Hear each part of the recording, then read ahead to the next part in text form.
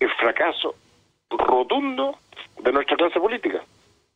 Son simplemente incapaces de ponerse de acuerdo. Y cuando hacen acuerdos un poquito razonables, empiezan a hacer trampas, lo empiezan a votar, lo empiezan a cambiar, no son capaces de ser adaptativos frente a lo que está pasando.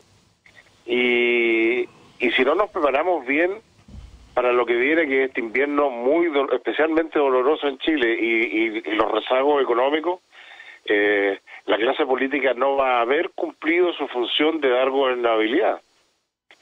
Entonces, la pregunta, yo lo tuiteo esto y la gente me dice, ¿pero qué hacemos? Entonces yo creo que llegó el momento de mostrar que los que mandamos finalmente somos los ciudadanos, ¿no?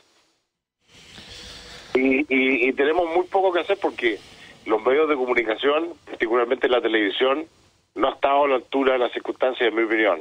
No sé la suya, pero con pequeñas excepciones de algunos programas y algunos periodistas, el 90% no ha estado a la altura, ha sido de una mediocridad enorme, han agravado los problemas en vez de mejorarlos, han generado una odiosidad increíble, están completamente ideologizados, perdieron su naturaleza comunicacional, en fin. Entonces yo creo que es el minuto de mostrar que manda la ciudadanía, y para eso lo único que tenemos son las redes sociales y las protestas públicas.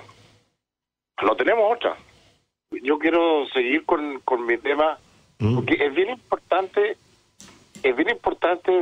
hacer testimonio del fracaso de la clase política, mi querido Checho.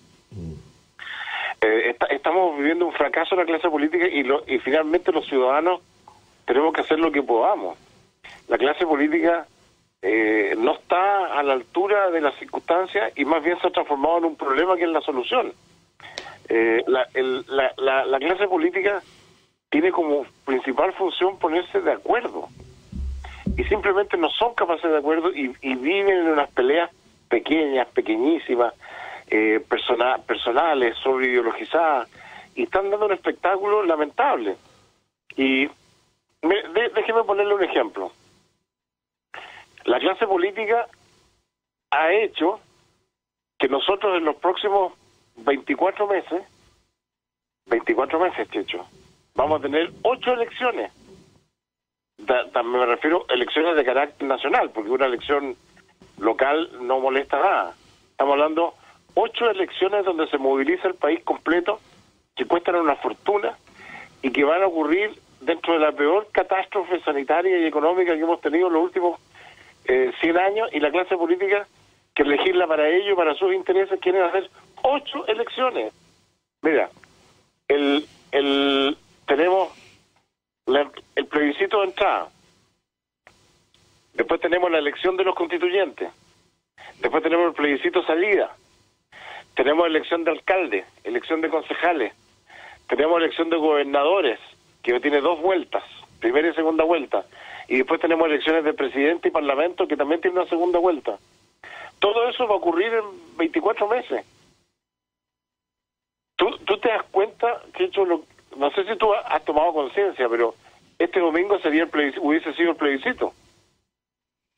Pero mi sentido común me dice que eso es lo que está anunciado, pero no, yo realmente no creo que lleguemos a nivel de estupidez y de no postergar ciertas cosas que hoy día no tienen ningún sentido, dada la urgencia que requiere el país. O sea, es lo que está anunciado y no va a haber piso político para poder realizar esas elecciones, Sergio. Esa es mi sensación, si todavía a los chilenos nos queda un poquito de sentido común.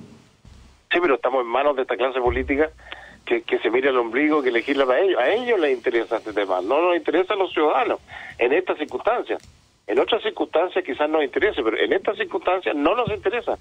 Tanto es así, para que veas el orden de las prioridades. Corrieron la elección de alcaldes y concejales para poner primero la del plebiscito, que es mucho más importante la de los alcaldes y los concejales, en mi opinión, porque el plebiscito es una cosa completamente redundante. Entonces la pregunta es, los únicos que pueden rehacer esto son los políticos, pero los políticos no legislan en contra de sus propios intereses nunca. Fíjate que hoy día no sé si viste la noticia, la Comisión de Constitución del Senado rechazó la rebaja de remuneraciones, o la volvió a chutear, que no tienen que ser ellos, que tienen que ser una cosa para allá, y tiraron la pelota para el córner o a la salida, y se postergó. ¿Entiendes? Esto es una cosa que lo ofreció el presidente de la República, ¿te acuerdas o no? El discurso del 1 de junio. Ya. Lo ofreció el presidente de la República, que iban a bajar las remuneraciones y el número parlamentario. Lo ofrecieron los parlamentarios cuando partió la delincuencia del 18 de octubre, 6 meses atrás. Y todavía no pasa nada. Y lo siguen postergando, lo siguen chuteando. ¿Por qué? Porque les afecta a sus intereses personales. Esa clase política no merece estar al mando del país. No lo merece. Nosotros tenemos la obligación de hacer algo. Entonces, la pregunta, yo como ciudadano, tú como comunicador, ¿qué podemos hacer? Yo puedo escribir en las redes sociales, tú tienes un programa para hablar del fracaso de la clase política. Hay que decirle las cosas con sus nombres. Es cierto que hay excepciones, hay políticos que son realmente buenos, pero son muy poquitos. Es más, ¿te acuerdas que una vez hicimos el test que he hecho en un programa hace muchos años, que yo te llevé una lista de los nombres de los políticos y resulta que uno no sabe ni quiénes son? Hay 5 o 6 que figuran y el resto son inexistentes. ¿Y quiénes figuran? Los que más ladran. Los más incompetentes, o sea, mientras más incompetente, más ignorante y más torpe, más habla, porque cree que tiene las soluciones y sabe todo. Desde luego los que más hablan son los niños del Frente Amplio y los comunistas, que son exacerbados, que son ignorantones, y que hablan como si fueran dueños de la verdad absoluta. Y gritan, y gritan, y gritan, y gritan por todo.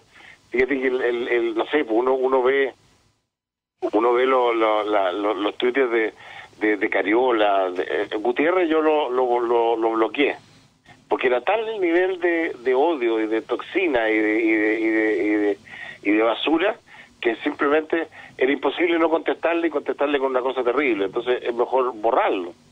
Fíjate que el Partido Comunista que de repente se puso activo en Twitter. Yo creo que el Partido Comunista lleva como 6 o 7 meses en que decidieron que Twitter era una plataforma importante y ahí están.